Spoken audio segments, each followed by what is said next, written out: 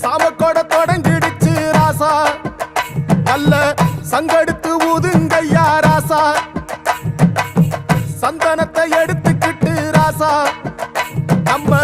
புருஷனை திரட்டி வையு ராசா, அந்த ஒத்தையடி பாதையில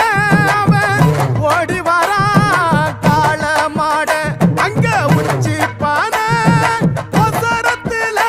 அவன் ஆடி வரான் காள மாட,